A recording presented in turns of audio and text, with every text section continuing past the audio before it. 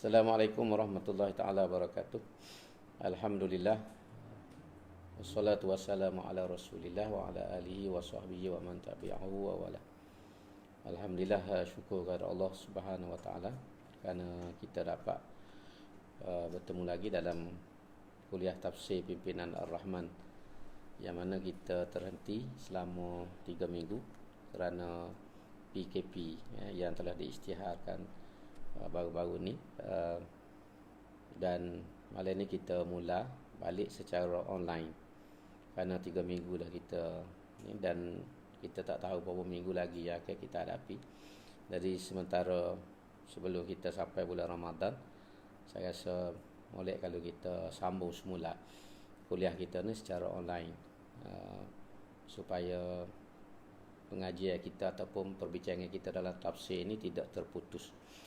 Dan sebagaimana yang kita ingat, kita telah masuk surah yang baru beberapa minggu yang lepas, iaitulah surah Yunus. Surah Yunus ni surah yang ke-10, juzuk yang ke-11 selepas kita baca surah At-Taubah. Dan surah Yunus ini dalam perbincangan dulu disebut diturunkan di Mekah, mempunyai 109 ayat semua sekali.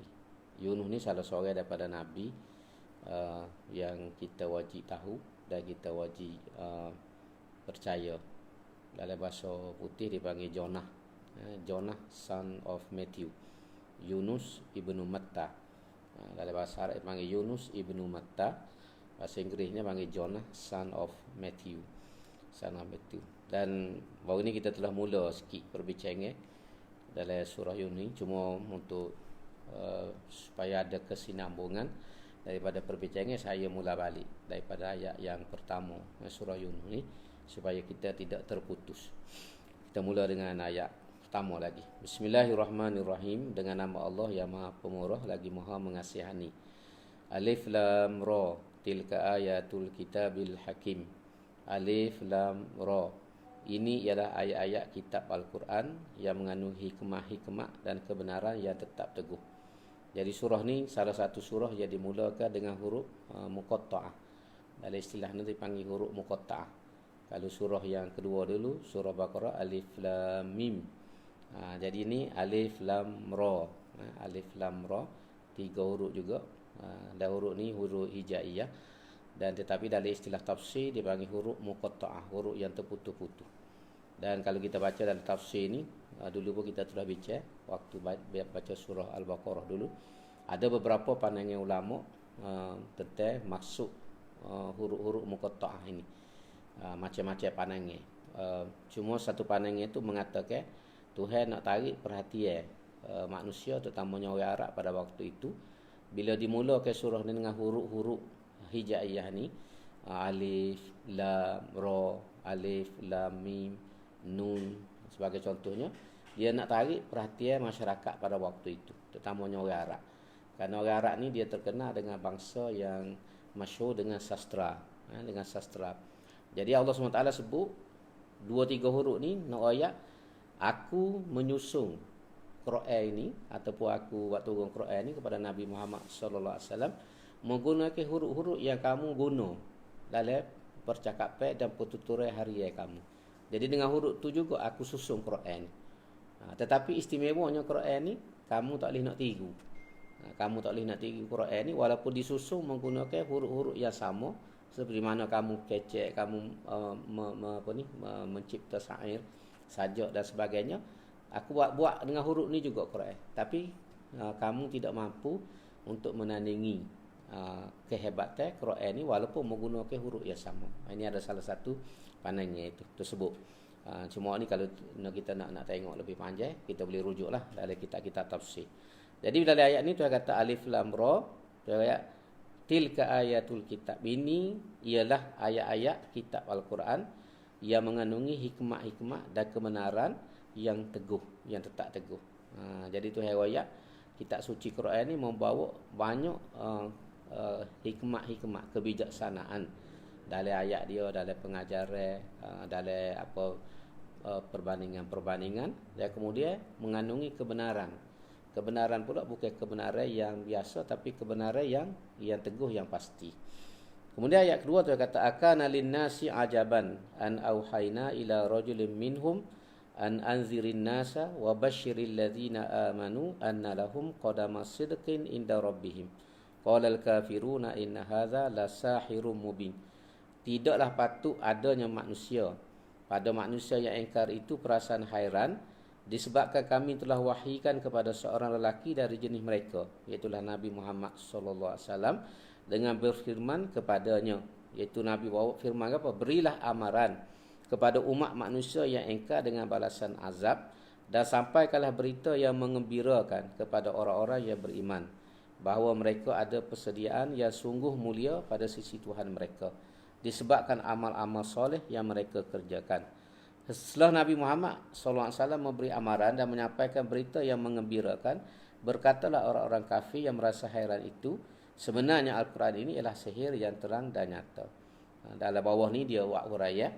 Kaum kafir musyrik, iaitulah penduduk Mekah pada masa itu, merasa hairan bagaimana seorang manusia, iaitu Nabi Muhammad SAW, diberi wahyu dan diutuh oleh Tuhan, padahal dia bukan malaikat. Jadi orang Arab ni kalau kita baca dalam tafsir, mempertikaikan, dia kata lagu mana manusia biasa serupa kita mu ni, Tuhan beri wahyu dan bawa risalah kepada manusia. Sepatutnya malaikat lah. Sebab malaikat dia lebih hebat daripada manusia. Itu pandangan orang Arab pada waktu. Jadi ayat ni Tuhan menjawab persoalan yang ada di kalangan sebahagian orang Arab pada waktu itu. Jadi ayat di sini juga dia ayat bagi menolak pahaman mereka yang salah itu, Allah Ta'ala menegaskan dalam ayat ini bahawa tidaklah patut mereka bersikap demikian, kerana rasul-rasul yang telah diutuskan pada masa yang lalu adalah semuanya manusia belaka. Jadi sepatutnya orang Arab ni tidak bertikailah, dia tidak timbul soalan, sebab nabi-nabi dan rasul-rasul yang mari sebelum Nabi Muhammad sallallahu alaihi wasallam ni semuanya manusia belaka, tak ada malaikat seorang abu. Sepatutnya gitulah. Jadi ni dia jawab sini. Kemudian seterusnya dia ayat sini, bila Nabi mari, Nabi bawa wahyu ni kepada manusia, memberi khabar gembira. Khabar gembira iaitulah orang-orang yang beriman, mereka akan memperoleh kedudukan yang baik pada sisi Allah Subhanahu wa taala. Jadi bawah ni dia tulis mendengarkan Al-Quran yang dibaca oleh Nabi Muhammad sallallahu alaihi wasallam, mereka merasa lemah hendak menentangnya. Lalu mereka berkata ini hanyalah sebagai sihir, sedang pada hakikatnya bukanlah suatu kenyataan yang benar. Jadi bila Nabi buat mari Quran, Nabi baca Quran, kalau kita baca dalam sejarah ni, orang Arab pada waktu itu terkena kebolehannya ialah sastra. Kehebatan bangsa Arab pada tu, kemampuan dia mencipta syair. Dan setahun sekali dia ada pertandingan di Mekah ni, pertandingan syair. Pertandingan syair. Syair-syair yang benar digantung di Kaabah. Dia panggil al-mu'allaqat. Ada syair-syair yang hebat. Syair ni digantung di Kaabah. Kemudian tahun depan mari tani pula. Benih orang lain pula. Syair ni pula digantung di Kaabah. Itu style amalan orang Arab pada dia berbangga dengan kehebatan dari segi sastra, Dan antara waktu kenalnya kita baca dalam sejarah Nabi Az-Zubyani, kita tengok Umrul Qais dan antara Ibnu Syidaq. Ini antara beberapa nama penyair-penyair Arab yang hebat pada waktu itu. Umrul Qais ni antara penyair yang Nabi suka dengan dia. Nabi pernah sebut di antara orang Arab ni yang aku kagum ialah Umrul Qais. Umrul Qais. Apa ni? Zuhair, bukan Umrul Qais, Zuhair bin Abi Salma. Zuhair bin Abi Salma ni salah seorang ni hak Nabi sebut antara orang yang aku hormat. Kerana kanunnya ciptaan dia apa ni ataupun syair dia ni menepati dengan kebenaran agama. Kebenaran agama ni. Zuhair bin Abi Salma, bukan Umrul Qais atau orang lain. Silap. Jadi bila dibuat pertandingan, maka sebab itulah mukjizat Nabi ni berupa Quran. Kerana kata ulama, nabi-nabi ni Tuhan beri mukjizat kepada dia sesuai dengan kehebatan kaum dia pada waktu itu. Sebagai contoh zaman Nabi Isa. Nabi Isa ni orang masyhur dengan ilmu perubatan. Ilmu perubatan. Masyhur bangsa Bani Israel dan juga orang Rom pada waktu itu dengan ilmu perubatan. Tapi penyakit sopok dan kusta tidak boleh diubati. Penyakit yang orang tak boleh nak berubat masa tu, walau hebat macam mana ilmu perubatan, sopok dan kusta. Juzam, al-baras wal juzam. Bila mari Nabi Isa, Tuhawi antaranya mukjizat Nabi Isa ni, dia boleh berobat. Orang sopok dan orang kusta ni. Dia berobat pula, dia gestuh ya. Nabi Isa gestuh dengan tangan, sial orang ni. Ini kehebatan Nabi Isa AS. Jadi kata ulama, Nabi-Nabi ni diberikan mukjizat yang sesuai dengan zaman dia. Zaman Nabi kita Muhammad SAW pada waktu itu, orang Arab ni berbangga dengan sastra dia. Hebat dengan kemampuan dia mencipta syair. Jadi tu awak mari Quran dalam bentuk dia bukan syair, tapi Quran dalam bentuk tulisan. Pengucapan dan tulisan yang mencabar kehebatan orang Arab pada waktu itu, sehingga orang Arab ni tak boleh nak lawan. Sebab tu bila dalam ayat ni disebut, bila Nabi mari baca Quran, wak mari ayat tu, mari ayat ni, dia nak menandingi tak boleh. Akhirnya cara dia nak puja, dia kata ni sihir ni. Inna haza la sahirum mubin. Dalam surah lain dia kata in haza illa sihrun yu'thar. Kalau Nabi bawa ni sihir. Sebab tu orang tak boleh lawan. Orang terpesona, orang kagum, dan orang tak boleh nak berlawan dengan Nabi kerana kalau Nabi Muhammad bawa ni sihir. Kerana sihir ni antara benda hebat pada waktu tu yang semua orang tahu. Orang ahli sihir ni memang susah orang nak lawan dia. Dia baca. Jadi ni cara orang mati hujung. Kalau kita kata ni orang ni merasa lemah, berdepan dengan Al-Quran yang dibawa oleh Nabi, akhirnya dia nak menutup kelemahan dia dan nak menjauhkan manusia daripada wahyu, maka dia kata ni perbuatan sihir. Sebab perbuatan sihir ni orang tak boleh terima. Zaman tu dan juga zaman-zaman kita pada hari ni. Ini lebih kurang masuk yang ada dalam ayat yang kedua. Kemudian dalam ayat 3 ni Allah SWT berfirman, Inna rabbakumullahu alladhi khalaqas samawati wal arda fi sittati ayyam thumma stawa 'alal 'arsy yudabbirul amra ma min syafi'in illa min ba'di izni. Dzalikumullahu rabbukum fa'buduh afala tadhakkarun. Sesungguhnya Tuhan kamu ialah Allah yang menjadikan langit dan bumi dalam 6 masa. Kemudian dia bersemayam di atas arasy, mentadbirkan segala urusan. Tidak ada sesiapa pun yang dapat memberi syafaat melainkan sesudah diizinkannya. Yang demikian itulah Allah, Tuhan yang memelihara dan mentadbirkan keadaan kamu. Maka tunduklah dan taatlah kamu kepada perintahnya. Patutkah kamu setelah mengetahui kenyataan yang tersebut tidak mahu mengikutinya?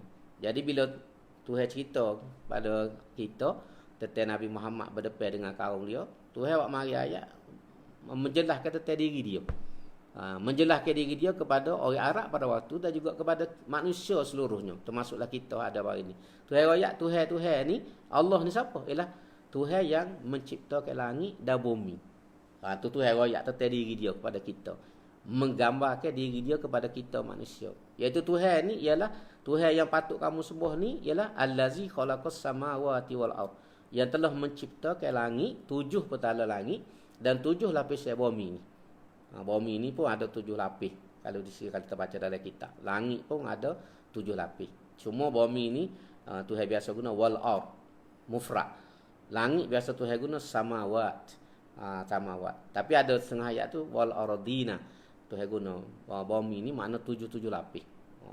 Berkeruk. Bumi kita bulat kalau kita baca buku sains pun memang dia ada lapis-lapis siapa dikeruk ataupun orang panggil tengah patak bumi tu. Patak bumi tu tengah tu tempat paling panas sekali, dikeruk bumi itulah, dikeruk bumi. Orang putih buat novel lah. Journey to the center of the earth. Pengembaraan menuju ke pusat bumi. Ada buat filem. Novel ni dimasukkan, dibuat filem. Korek masuk dalam tanah, tapi yalah benda khoyak lah, benda khoyak. Tapi nak khoyak di segi sains pun memang diakui bumi ni berlapis-lapis. Jadi 7 petala langit dan 7 lapis bumi ini telah diciptakan oleh Allah Subhanahu Wa Taala dengan segala isinya dalam 6 masa. Sittati ayam, kalau kita tengok biasa ayam ni hari lah, tapi tafsirnya yang paling munasabah ialah maksudnya 6 masa, iaitu 6 peringkat kejadian, period of creation dia panggil, ataupun stages, tahap-tahap penciptaan ni. Kalau kita terjemah hari pun boleh. Cuma hari ni tidak sama dengan hari kita 24 jam lah. Kita kena ingat situ. Kalau kita kata ni hari, bukan masuk ni hari supaya kita start hari Khamis, start hari Ahad, Isnin, Selasa, Rabu, Khamis, Jumaat. Satu dak. Tapi hari ni dalam kira Quran ni ialah dalam satu ayat tu Imam selalu baca kan pagi Jumaat tu. Summa ya'ruju ilaihi fi yaumin kana miqdaruhu alfa sanatin mimma ta'udun. 1000 tahun. Alfa sanah, 1000 tahun perjalanan manusia biasa. Jarak hari-hari itu dalam kira Tuhan ni ialah 1000 tahun perjalanan manusia. Jauh nah 1000 tahun perjalanan ni tak ada dah dengan umur manusia, sebab umur manusia dah 100. Begitu ya galik-galiknya orang manusia ni 1000 tahun. Nak cari mana? Dalam ayat lain tu kata fi yaumin kana miqdaruhu 50 alfa sanah, 50 ribu tahun. Jadi hari tu kalau kita kata ni hari pun, tapi kena ingat dalam kepala hari itu tidak 24 jam supaya kita faham. Hari yang period ataupun tempohnya lebih lama daripada kiraan kita biasa. Maka sebab tu dalam tafsir ni dan banyak tafsir hak model-model lah diterjemahkan sebagai 6 masa. 6 masa iaitu 6 tempoh kejadian. Tu buat stages, ada satu peringkat dia buat lepas tu akhirnya barulah selesai semua sekali dengan segala isinya, isi langit, isi bumi. Di langit pun ada isi dia juga. Dengan dia dalam atas bumi ni, dalam bumi ada macam-macam. Atas bumi pun macam-macam dah. Dalam bumi tu macam-macam lagi. Ada minerals, ada gas, ada minyak. Semua ni duduk dalam bumi. Walaupun minyak gas ni dalam laut biasa, tapi kita kira dalam bumi. Dalam bumi ni ada belakang Tuhan buat. Kemudian selepas Tuhan menciptakan langit dan bumi ni dalam 6 masa, kemudian Tuhan bersemayam di atas arasy. Ini di segi perkataannya. Cuma di sini ada perbezaan pandangan ulama dalam mentafsirkan istiwa. Ada setengah sampai baluk dalam bab ni. Jadi kita ambil zahir jelah, iaitu Tuhan bersemayam di atas arasy sesuai dengan sifat Allah Subhanahu Wa Taala. Lagu mana kita tak tahu. Kita ambil gitulah. Pandangan salafnya dia ada dua kalau kita baca dalam kitab ni. Dua pandangan. Pertama pandangan salaf, yang kedua adalah pandangan khalaf. Salaf ni dia terima dengan gitu. Dia tidak takwil, dia tidak huraf. Khalaf ni dia takwil. Istiwa maksudnya berkuasa. Istaula berkuasa. Bukan istiwa seperti mana makna yang kita faham ataupun dalam penggunaan biasa. Tapi orang ni khilaf lah. Kita tengok kita khilaf. Ya saya rasa kalau nak beza pandangan pun boleh, cuma jangan ta'assub. Kadang-kadang kita ni dalam bab ni siapa perekat tuduh menuduh antara satu sama lain. Jadi hak ni kena cermat lah dalam bab ni. Cuma kita ambil zahir. Zahirnya semana pandangan ulama-ulama besar, Imam Malik, Imam Syafi'i, Imam Ahmad bin Hanbal, Imam Bukhari sendiri, Baihaqi dan sebagainya, mereka ni ambil zahir. Dia ambil zahir dengan tidak mentakwil, tidak mentafsir dan tidak royak lagu mana, kaifiah tu tak ada. Jadi kita ambil zahir sudah. Jadi sini disebut bersemaya di atas arasy, mentarbi yudabbirul amra, mentadbirkan segala urusan. Tidak ada sesiapa pun yang dapat memberi syafaat. Di hari akhirat ni tak ada makhluk yang boleh bagi syafaat di hadapan Allah kecuali orang yang Tuhan bui. Di sini ada khilaf juga kalau kita baca dalam Usuluddin, dalam akidah. Ada setengah ulama kata tak ada langsung nak syafaat ni. Tak ada orang yang boleh beri syafaat. Tapi pandangan kita dalam mazhab kita Ahlussunnah wal Jamaah ni, syafaat ni ada yang Tuhan beri kepada orang-orang tertentu. Untuk umpamanya Nabi Tuhan beri, orang alim, orang soleh. Ni orang yang diberikan izin oleh Allah SWT memberi syafaat kepada orang-orang yang tertentu. Ni pegang Ahlussunnah wal Jamaah. Walaupun ada mazhab yang mengatakan tak ada sebab ni hak Tuhan ya. Tak ada gia manusia. Tapi berdasarkan beberapa ayat, antara ayat ni ayat dalam ayat kursi manzal ladzi yashfa'u indahu illa biizni. Ayat ni semua ni Tuhan kata boleh min ba'di iznihi. Bila Tuhan beri izin. Manusia makhluk lain boleh beri syafaat kepada orang dengan izin Tuhan. Dengan izin Tuhan, kuasa Allah. Kalau Tuhan tak izin tak boleh. Jadi ini Tuhan gambarkan diri dia, kemudian keadaan pada hari akhirat, dan Tuhan kata itu zalikumullah, itulah Tuhanmu Allah Subhanahu Wa Taala, yang maka fa'buduhu, hendaklah kamu sembah. Jadi Tuhan ni kita tengok dia berujuh kepada manusia ni, merujuk kepada akal kita. Sebab tu dia tidak suruh kita sembah bodoh dengan gitu. Ayat ni Tuhan kata fa'buduhu, mu kena sembah Tuhan tu. Apa sebab Tuhan sebut dah allazi khalaqas samawati wal ard. Apa mu ni kita manusia ni kena sembah Tuhan? Sebab Tuhan ni lah yang menciptakan langit dan bumi, menyediakan segala kemudahan kepada kita.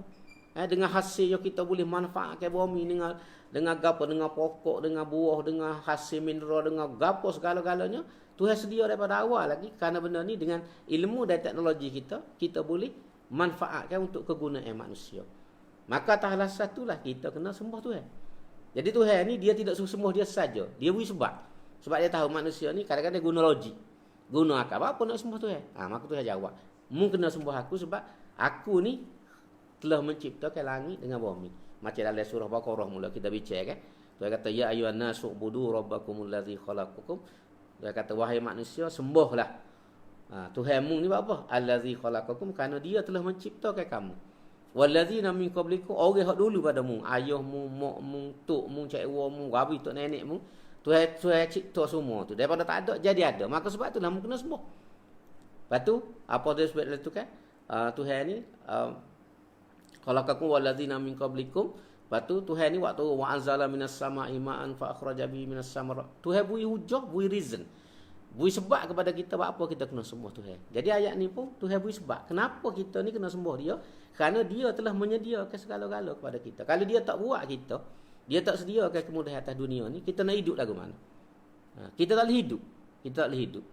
Itu alasan. Jadi Tuhan ni mengetuk hati kita dan fikiran kita. Ada alasan, ada sebab, hujah kenapa kita sembah. Bukan sembah dengan babi buta, dengan tak tahu apa satu. Ini cara Al-Quran ini mendekati manusia dan mengajak manusia kepada iman. Kemudian yang kedua pula ayat yang keempat tu kata ilaihi marji'ukum jami'an wa'dallahi haqqan innahu yabda'ul khalqa thumma yu'iduhu liyajziyal ladzina amanu wa 'amilus solihati bil qist wal ladzina kafaru lahum syarabun min hamim wa 'adzabun alimun bima kanu yakfurun. Kepadanya jua kembali kamu semuanya. Sebagai janji Allah yang benar, sesungguhnya dialah yang memulakan kejadian selepas sekalian makhluk. Kemudian dia mengembalikannya hidup semula sesudah matinya untuk membalas orang-orang yang beriman dan beramal soleh dengan adil. Dan orang-orang yang kafir pula disediakan bagi mereka minuman dari air panah yang menggelegok dan azab yang tidak terperi sakitnya disebabkan mereka engkar dan berlaku kufur. Jadi Tuhan sambung balik lagi perbincangan. Dia buat langit, buat bumi, sedia gotu, sedia goni, suruh kita sembuh dia. Dan dia beri akhirnya sudah kita ilaihi marji'ukum. Sebab esok ni kita nak balik ke Tuhan pula. Hari ni atas dunia mungkin kita tak berasa, kita tak tahu. Tapi esok kita balik kepada Tuhan. Dan ini menjadi hujah yang besar kenapa kita mesti beriman dan kita mesti menyembah Allah Subhanahu Wa Taala. Sebab tempat sudah kita, hujung kita Tuhan juga. Nak lari tak boleh dengan Allah Subhanahu Wa Taala. Sudahnya situ juga. Dia kata ilaihi marji'ukum. Mu tempat balik mu esok semua Tuhan belaka. Wa'dallahi haqqan, suatu janji yang benar. Mana tak boleh lari. Orang Islam, orang bukan Islam, kafir tak kafir, baik tak baik, juruh tak juruh, esoknya mati balik temu dengan Allah SWT. Sebab kita ni lepas kita baca Al-Quran, manusia ni 2 kali hidup, 2 kali mati. Kita Quran sebut. Pertama hidup mana? Asalnya tak ada. Kita ni asal tak ada. Tuhan beri hidup. Jadi orang. Jadi orang. Asalnya tak ada kita. Matilah kita kira. Akhirnya Tuhan zahirkan kita dunia melalui kandungan mak kita. Hidup atas dunia. Lepas tu mati. Tapi lepas mati tu hidup pula. Mati, hidup. Mati, hidup. Mati, hidup. 2 kali mati, 2 kali hidup manusia. Dan hidup yang kedua tu bila-bila. Iaitulah kehidupan di akhirat. Dalam satu ayat tu kata Rabbana amattana snataini wa ahyaitana snataini. Doa tu yang disebut ada orang-orang yang berdepan dengan Tuhan esok, berdepan dengan Tuhan, akhir dia kata Rabbana amattana snataini, wahai Tuhan kami, kamu telah mematikan kami 2 kali. Wa ahyaitana snataini, kamu telah menghidupkan kami 2 kali. Dalam surah Baqarah tu ada satu ayat dia kata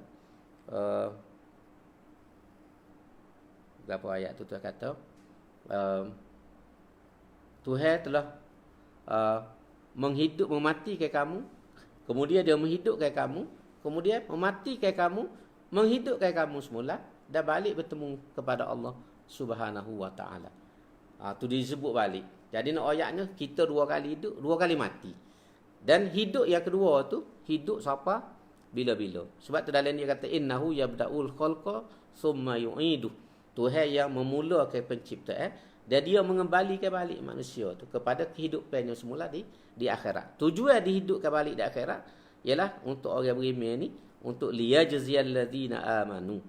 Orang yang beriman dan melakukan amal soleh, Tuhan akan beri ganjaran yang setimpal dengan iman, dengan kebaikan yang dia buat. Manakala orang kafir, Tuhan balas sesuai dengan kekufuran dan kejahatan yang dia buat. Dua-dua ni Tuhan sebut. Liyajziyal ladzina amanu wa amilus solihat bil qisti wal ladzina kafaru lahum syarabun min hamimin.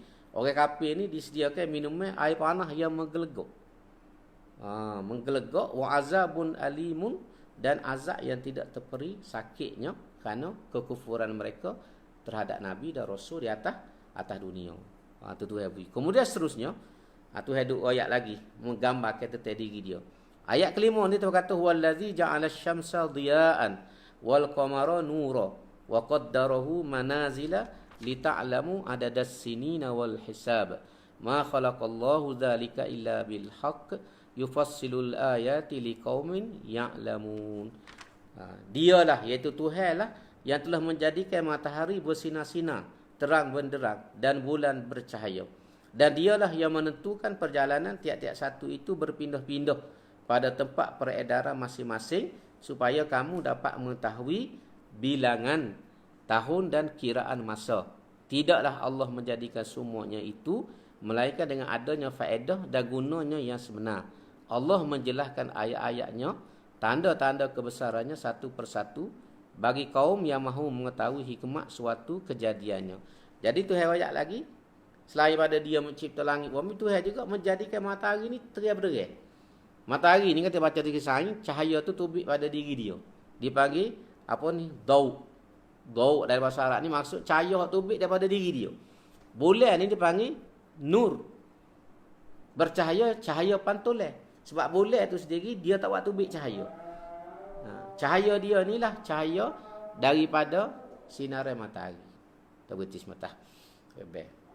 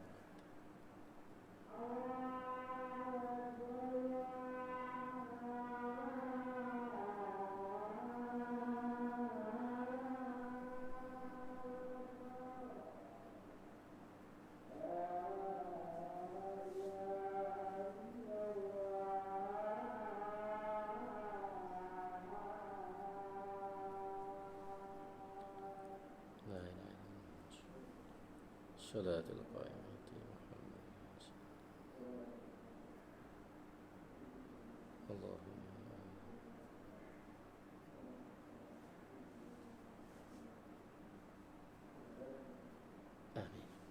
Baik, kita sambung sedikit lagi. Dalam ayat ni Tuhan sebut dia telah menciptakan matahari dengan cahaya yang terang benderang dan bulan dengan cahaya juga. Jadi bulan dengan matahari ni sama-sama bercahaya, tapi dari segi sains tidak sama, sebab matahari ni cahaya tu mari daripada diri dia sendiri. Sinar tu mari daripada dia. Manakala bulan ni dia lebih pada pantulan. Bila matahari suluh dia bertepi dengan matahari, tubik. Dia tubik. Cahaya tu cahaya pantulan. Dia tidak sama ni. Tapi dua-dua ni Tuhan buat ialah lita'lamu adadas sinina wal hisab. Tujuan peredaran bulan dan matahari antaranya ialah supaya kita boleh menentukan kira tahun dan juga kira masa. Sebab kita boleh tengok kan macam hari. Hari dia tentu kali peredaran matahari. Matahari naik pagi, tergelam pada waktu petang. Lepas tu bulan ni kalau kita orang Islam kat, bulan ni menentukan kira kira tahun Hijri, dan juga menentukan tarikh-tarikh penting, tarikh puasa, tarikh raya, tu macam tu. Peredaran matahari ni kita boleh menentukan waktu semaya. Waktu semaya ni biasa kita ikut peredaran matahari. Kalau kita ngaji mula sekolah Arab tu, kita kira sendiri lah. Contohnya dia sebut Zuhur ni bila matahari tergelincir. Matahari ni dia tegak, ada masa tegak kan. Dia tegak ni tak ada bayar. Bila dia gelincir tu, tubik bayar sikit masuk Zuhur. Tu mudah ya. Orang dulu dia tak ada jam. Lepas tu asal ni pula bila bayar suatu objek tu lebih panjang daripada objek. Bayar tu lebih panjang daripada objek. Kita letak kayu seputung, contohnya atas tanah, kita tengok bayar tu. Kalau bayar tu lebih panjang daripada kayu tu, masuk dah waktu asar. Ngorik ni pula bila matahari tergelam di kaki langit. Tergelam kaki langit. Jadi menggunakan bulan matahari ni kita menentukan masa, kita menentukan hari, menentukan tahun. Dan cuma ada tak serupa lah. Kita tengok ni dia sebut dalam ayat kena ni. Ayat kena ni pula tak serupa dari segi masa panjang kan. Kalau di barat, di kutub tu, siang dengan malam ni tidak serupa. Tapi Tuhan sebut dengan jelas ni antara tujuan besar diciptakan ataupun dijadikan matahari dan bulan ni lita'lamu adadas sini nawal hisab, supaya kita boleh buat menentukan tahun dan juga kiraan masa. Jadi berdasarkan ayat ni jugalah kita tengok orang Islam ni dia bersungguh ngaji ilmu astronomi, yang kita panggil ilmu falak. Antara dorongnya kepada orang Islam ni mempelajari falak dan menguasai falak ni ialah nak tahu tadi, nak kira waktu semaya, nak menentukan permulaan Ramadan, nak menentukan akhir Ramadan. Jadi orang Islam ni berusaha mempelajari ilmu falak. Jadi panggil ilmu astronomi. Sebab tu kita tengok antara pondok di tempat kita di Nusantara ni, antara ilmu yang belajar ni ilmu astronomi. Ilmu astronomi cuma dia tidak guna nama astronomi, dia panggil ilmu falak. Sekolah-sekolah Arab mula ngaji falak ni, siapa boleh buat takwim sendiri, takwim hijri sendiri itu dengan ilmu ni. Hasil daripada dorongnya agama, orang Islam ni mempelajari dan menguasai ilmu. Begitu juga orang Islam ni menguasai matematik ataupun ilmu hisab ni, kerana antaranya ialah nak menentukan pembahagian pusaka. Tu antaranya sebab tu orang Islam ni bersungguh mengaji ilmu hisab, nak belajar ilmu faraid, iaitu ilmu membahagikan harta. Orang yang menguasai matematik dia lebih mudah nak bagi pembahagian pusaka ni dengan kaedah-kaedah yang dipelajari dia. Jadi ni dorongnya tu. Jadi semua ni Tuhan kata, Tuhan tidak cipta semua ni dengan sia-sia. Semua ni ada tujuan. Tak ada benda kata ulama atas dunia ni yang Tuhan buat walau sekecil-kecil benda sia-sia. Bahkan dalam satu tulisan saya baca tu ulat tahi. Ulat tahi ni kita nak sebut pun tak sedap kan. Moga cemar. Ulat dalam najis tu. Dalam najis. Dan najis ni sebenarnya ada tujuan. Ada satu tulisan tu dia sebut dari segi sainsnya ulat ni dia makan lah, bahasa mudah makan lah. Contohnya tahi lembu. Tahi lembu ataupun tahi najis manusia yang dia berok kata ulat tadi dia proses. Dia proses najis-najis ni akhirnya bertukar jadi baju. Masuk dalam tanah menjadi baju, dan baju ni menyuburkan tumbuh-tumbuhan. Kalau tak ada ulat ni, dia duduk dengan gitu. Najis ni akan duduk dengan gitu, tidak berubah. Tapi ulat ni memproses najis tersebut dan akhirnya bertukar menjadi baju. Dan memang kita tahu kan najis ni najis binatang. Orang buat baju. Pola ada cengik ni kata orang tua nak suruh pedah kat baju tahi air. Berbaju tek ayam ni pedah lah dah. Atau orang tua zaman dulu kata. Nak ayat ada kegunaan. Ada kegunaan walaupun benda tu kotor pada sebut teh kita, pada pandang kita, tapi ada nilai sebenarnya dalam hidup. Kerana ada dia tu, maka dia ni, kita ni berlangsungnya proses kehidupan ni kerana ada benda-benda ni. Maka sebab tu saya kata tidak Tuhan tak buat semua tu illa bil haqqi, dengan kegunaannya yang sebenar. Dan semua ni menjadi tanda kebesaran Allah Subhanahu wa taala. Kemudian ayat 6 ni Tuhan kata inna fi ikhtilafil laili wan nahar wa ma khalaqallahu fis samawati wal ard la ayatin liqaumin yattaqun. Sesungguhnya pada pertukaran malam dan siang silih berganti, dan pada segala yang dijadikan oleh Allah di langit dan di bumi ada tanda-tanda yang menunjukkan undang-undang dan peraturan Allah kepada kaum yang mahu bertakwa. Tuhan sebut ni perubahan, peredaran, pertukaran malam dan siang ni, dan semua benda yang Tuhan cipta di langit dan bumi la ayatin, merupakan tanda-tanda yang menunjukkan kebesaran Tuhan, yang kita orang bertakwa ni boleh dapat manfaat. Di bawah ni dia sebut 309 ni, bertakwa yakni berusaha memelihara diri daripada menyalahi hukum dan undang-undang Allah Subhanahu wa taala. Semuanya tanda. Contoh kalau kita ambil pertukaran siang malam, ia tak serupa tempat kita ni pasal kita tak ada musim. Kita satu musim biasa. Jadi sebab tu siang malam kita sama 12 jam. Tapi kalau di negara lain, contohnya di Eropah ataupun kalau kita pergi ke barat. Negara barat ni dia tak serupa. Musim panas dengan musim sejuk, jam ataupun tempoh masa siang dengan malam ni tak sama. Kalau musim panas, siarinya panjang. Kalau musim panas. Pengalaman saya waktu di luar negara dulu, bulan puasa tu pukul 9 baru maghrib. Pukul 9 tu baru maghrib. Pukul 9 tu baru boleh buka puasa. Cerah lagi, terang berderang. Malamnya pendek. Pukul 1 subuh. Pukul 1 subuh tu. 1:30 biasa subuh. Subuh bayarlah kalau pukul 9 baru start ngori, pukul 1 subuh dah. Berapa jam yang malamnya? Pendek malam. Tapi kalau musim panas, musim sejuk pula, musim winter, dia malam panjang. Pukul 8 tu baru terbit tari, pukul 8 pagi.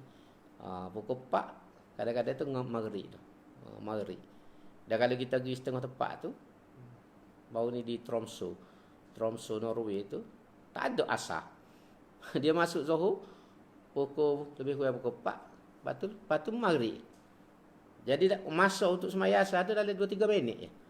2-3 minit. Pendek masa. Dan kalau kita pergi di kutub ni pula ada dia masa ne bulan siang, ne bulan malam.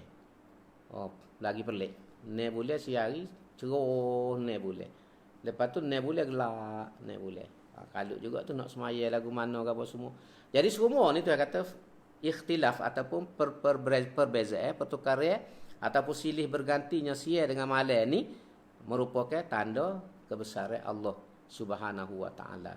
Kehebatan dan kebesaran kekuasaan Allah Subhanahu wa taala kepada kita, terutamanya orang-orang yang bertakwa kepada Allah Subhanahu wa taala. Kita pergi sikit lagi dah. Kalau berhenti sini ada tergantung. Ayat 7 tu kata innal ladzina la yarjuna liqa'ana waradu bil hayatid dunya wa tama'annu biha walladzina hum an ayatina ghafilun. Sesungguhnya orang-orang yang tidak menaruh ingatan akan menemui kami pada hari akhirat untuk menerima balasan, dan yang reda berpuas hati dengan kehidupan dunia semata-mata serta merasa tenang tenteram dengannya, dan orang-orang yang tidak mengendahkan ayat-ayat keterangan dan tanda-tanda kekuasaan kami. Jadi Tuhan kata orang yang tidak mengharapkan bertemu dengan Allah, orang ni maksudnya orang yang tidak beriman. Orang tidak beriman ni dia tak fikir pada hari akhirat. Bahkan mereka tidak percaya adanya hari akhirat.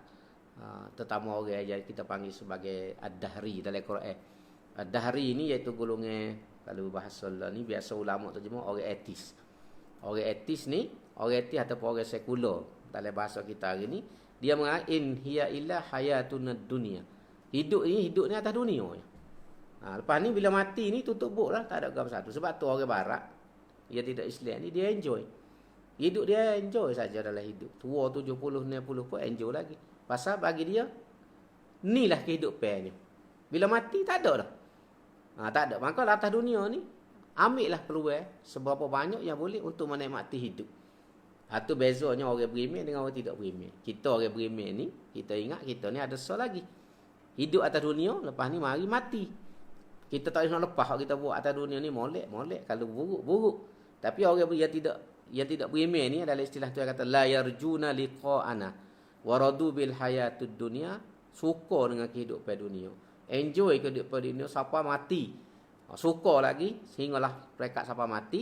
Maka Tuhan kata dalam ayat 8, ulaika ma'wahumun nar bima kanu yaksibun. Orang-orang yang demikian keadaan di dunia, tempat kediaman mereka di akhirat ialah neraka.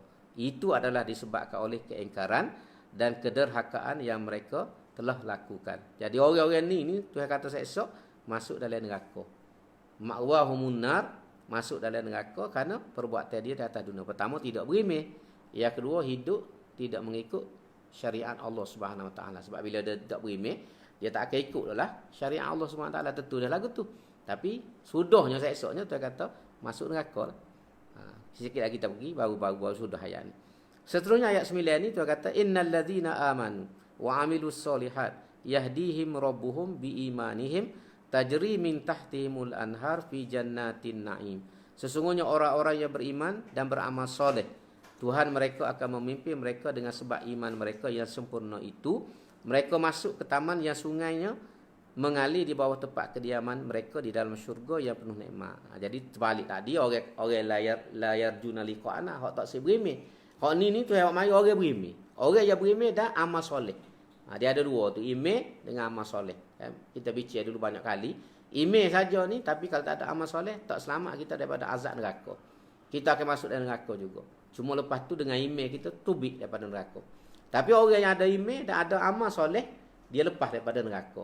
Dia terus mendapat syurga. Tuhan kata yahdihim rabbuhum biimanihim. Tuhan bimbing mereka tu dengan kerana keimanan mereka. Bimbing ke mana? Masuk dalam syurga.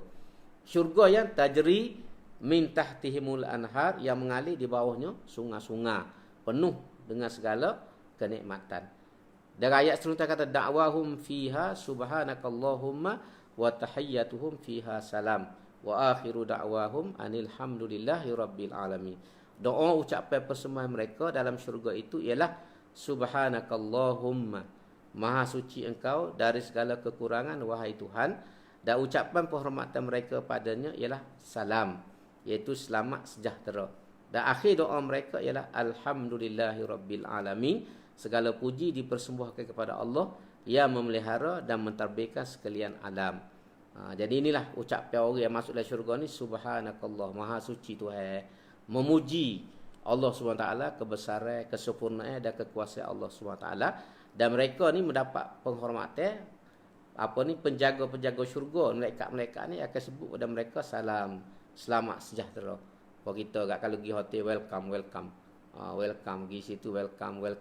Jadi dalam syurga ni, penjaga-penjaga syurga ni akan mengucapkan ucapan selamat kepada penghuni-penghuni syurga dengan mengucap salam, tanda kesejahteraan. Dan akhirnya mereka sendiri bila dapat nikmat banyak tu berucapkan alhamdulillah rabbil alamin, segala puji bagi Allah Subhanahu Wa Taala. Jadi tu dua gambaran kepada kita. Orang yang la yarjuna liqa'ana wa radu bil hayatid dunya, tak sejumpa Tuhan, suka hidup dalam dunia, melanggar hukum dan sebagainya, dengan orang allazina amanu wa amilus solihat. Kehidupan di akhiratnya tidak sama.